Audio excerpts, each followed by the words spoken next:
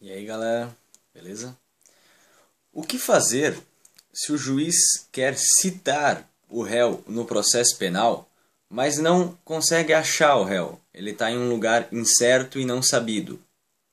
Ele quer citar o camarada, mas não se sabe onde é que ele está.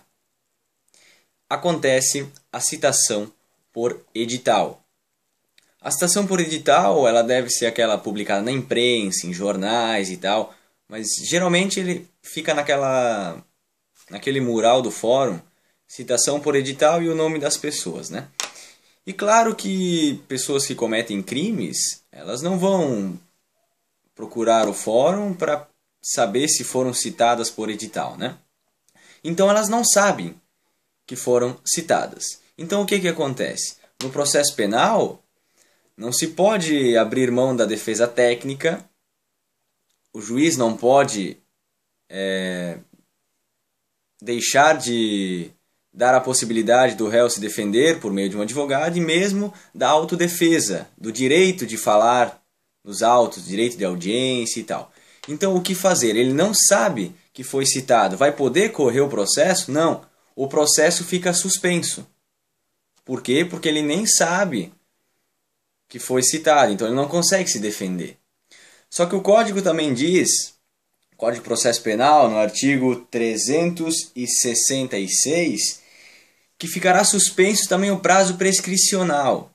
A gente sabe que se uma pessoa comete um crime, o Estado ele tem um determinado tempo para punir esse crime. Você pega a pena máxima desse crime e joga no artigo 109 do Código Penal. Lá você vai ter o cálculo do tempo de prescrição. Por exemplo, um homicídio prescreve em 20 anos. Se em 20 anos o Estado não te processar, você é uma pessoa inocente. Se você é citado por edital, então, o processo fica suspenso, mas o prazo prescricional também fica suspenso. Só que o prazo prescricional fica suspenso por quanto tempo? Por exemplo, você cometeu um crime e tal, aí você se muda, vai morar em outro local e a justiça não te acha. Aí depois de 50 anos você volta para aquela cidade, opa, foi encontrado, o prazo prescricional estava suspenso, vamos citar ele agora. Não, o STJ, na súmula 415, ele diz que o prazo máximo da suspensão da prescrição é a própria prescrição do crime. Por exemplo, um homicídio ele prescreve em 20 anos.